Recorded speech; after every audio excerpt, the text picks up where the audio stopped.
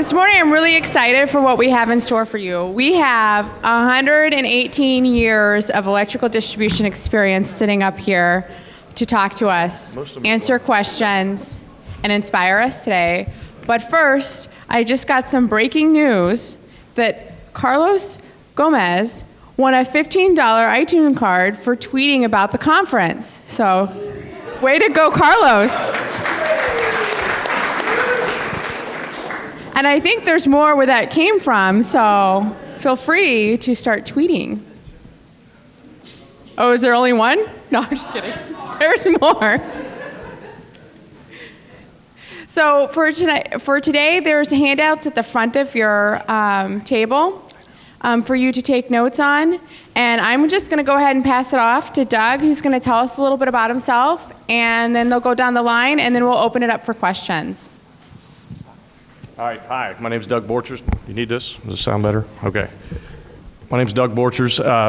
Jenna mentioned there's 118 years of experience. Half of those are Glenn, and then David and Kathy and Joe and I split the rest.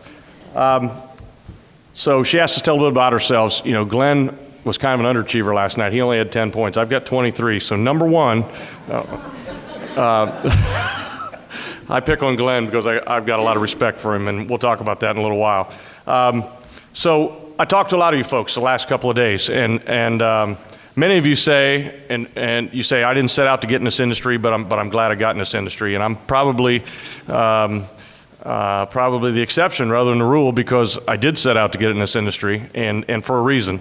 I went to college studying electrical engineering, did some electrical engineering work as internship a couple of summers, and the summer between my junior and senior year of college of doing a year of electrical engineering internship, I said, I hate this engineering stuff. What am I doing in this major? But it was almost too late. So I decided I was going to finish that and then do something business related that wasn't electrical engineering, but it was tied to that somehow. And that's kind of how I searched out this industry and got into it. So I was hired by a great company. At the time, we called it Cutler Hammer. It's now called Eaton Corporation. Where's Melissa? Is Melissa in the room? I don't see her. Her name was on the list. There was somebody named Melissa from Eaton here. I guess she's not here. Okay. All right.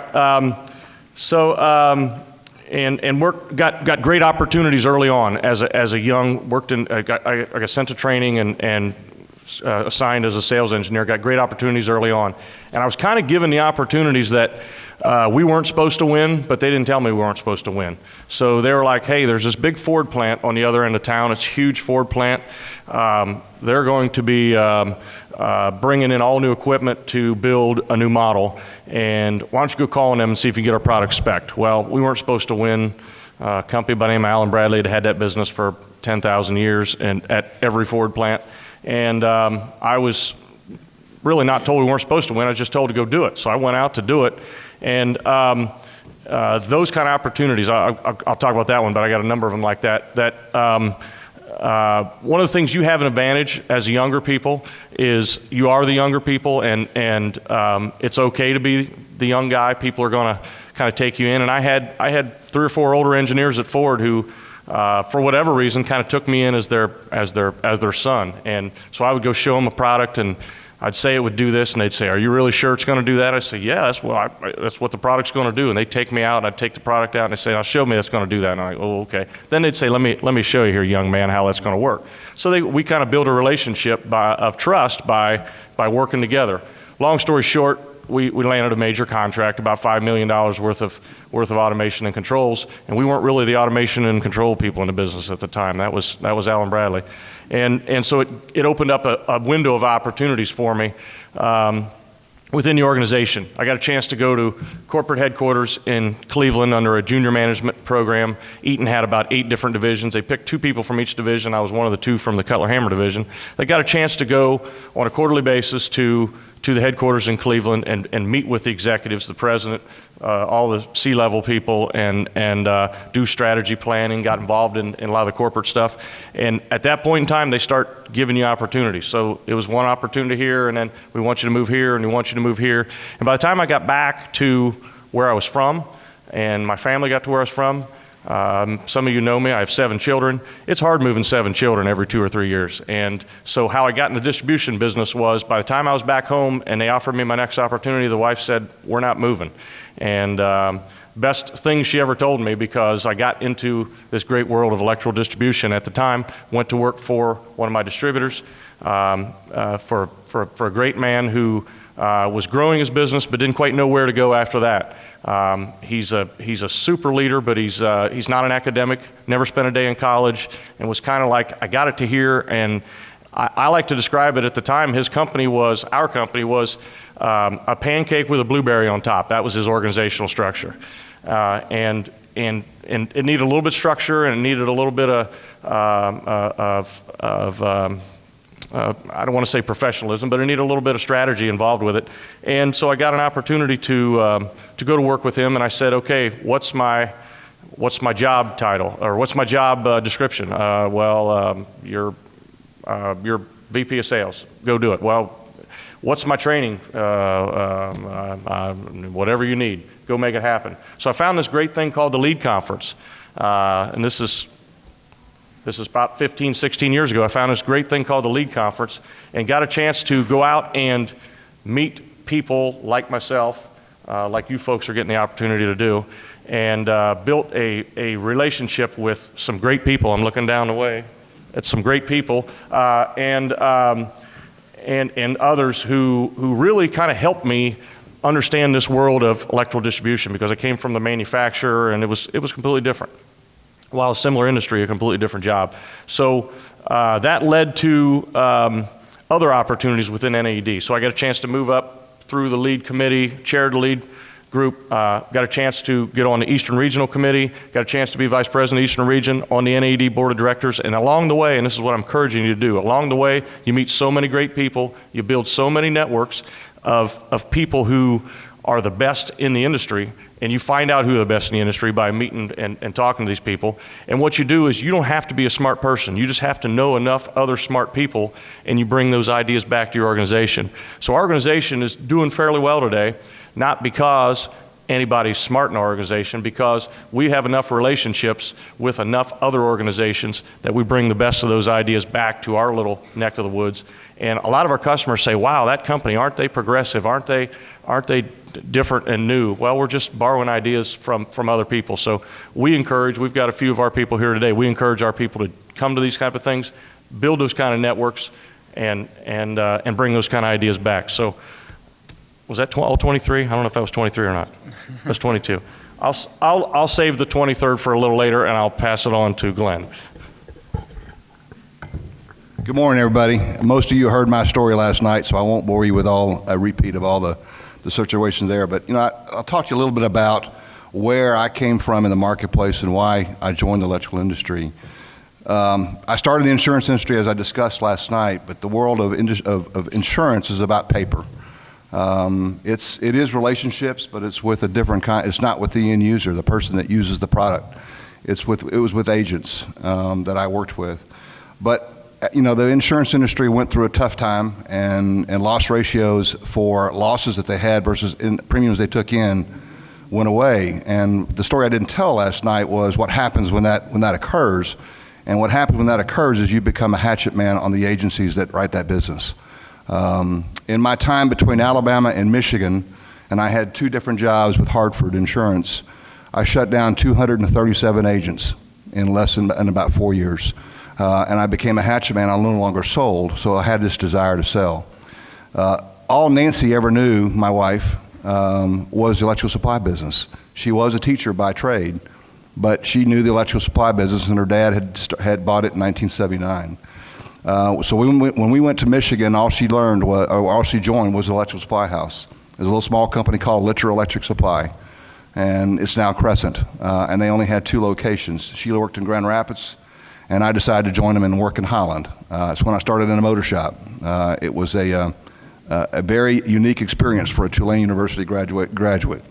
But I did learn a lot about electricity, but I also was able to carry that into the future of my industrial career, where I was an industrial salesperson.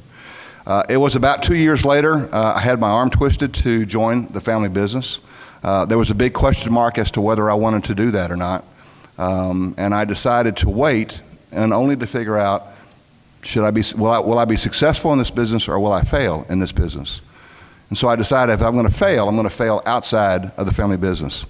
But I did have some success, and when they came calling, Nancy and I ended up in Tampa, Florida. And at this point in time, I had no exposure to NAD. It was after my career in Tampa, Florida, when I moved back to Birmingham, that I had my first exposure to NAD. Actually, it started in Michigan when Nancy's parents, her dad was a former chair of, I think it was 1986 if I'm correct, that he was chair of the NAD. And he was up there at Mackinac Island, and they had an area meeting up there like Lake Michigan Club or anything else. And we got our first exposure to network, to educate, and to discuss what the future looks like in your world. Well, from there we basically went down to Tampa, came up to Michigan, into Birmingham, and I started in management. And I was in counter sales management for approximately 7 years. Started a tool, or actually continued and grew a tool area. Started in energy, worked with some small branches in and around the area. But I also got my first exposure to NAD at that point in time. And NAD was still a little foreign to me, but I got involved in an area meeting down in Destin, Florida. Not a bad place to be in an area meeting on the beach. And I got some exposure to what it would mean to lead in this organization. So they asked me to be the area chairman for this meeting. And I ran that for almost 8 years before I left it. But it was my first exposure to the NAD board, looking at, and also getting an opportunity to join a council. We have 3 councils in the country that we serve, and I became VP of the council. And good, bad, or indifferent, I had a 2-year term. My VP-elect resigned 2 months before he was supposed to take his tenure, and we couldn't find a replacement. So they asked if I would do it again. The only reason I did it again because they gave me a big room at the meeting. So, but we had a great time for the 2nd year. But what it did allow me to do is it allowed me to be able to leave my mark. When you're 1 year in a job, it's very hard to leave your mark because you're just getting started and before you have to leave. And I learned a lesson from that because in this chair year, as chair-elect, I spent a lot of time preparing for this chair year because I want to leave a mark in this chair year. And so, you know, being involved in NAD just kind of broadens your horizons. It takes your leadership skill to a different level. It's not about what you sell today, it's about what you do for others to make them value the business. We are in a very changing environment in our industry. And I described that last night. I won't repeat it, but we are changing. It's changing before our eyes. And 5 years from now, our industry is going to look a lot different than it does today. And you folks are going to have to deal with that as the young folks. But it would behoove me as a baby boomer, or at the end of the baby boomer era, to listen to you and hear what you have to say. Because you do bring a different perspective, you do bring a different light, and you work differently than we do. You know, to have worked 10 to 15 years to get to where you want to be, right now you expect that in a year. That's just okay. We got to figure out how to make that work. But you know, as you move forward, I'm into my 29th year, going into my 30th year in the industry. It's been an exciting venue. I've gone through a lot of different jobs, but more importantly, I've joined a company with Mayor Electric that is extremely innovative. They're very creative, and we have a chairman emeritus who had a vision of being first choice. But he also believed in change. He was willing to accept change for what it was worth and move and change the company based on what he saw in the industry. One day I asked him, I said, what gives you your vision? What is it that provides vision for you? He says, I don't have vision. He says, I just read. I read and I steal ideas from other people, and then I bring them back to my company and let them talk to my management and let them try to figure out how we can change our business to make it look more like the company that we want to be. So vision is pretty important for every one of you. Each one of you need to have your own mission, your own vision in your careers, and move forward with your own choices. So with that, that's kind of where my career has taken me. Like I said, you heard a lot last night. But I think we're going into a new era, and I'm really excited about working with this kind of group because you will bring us new ideas and new innovation. Thank you.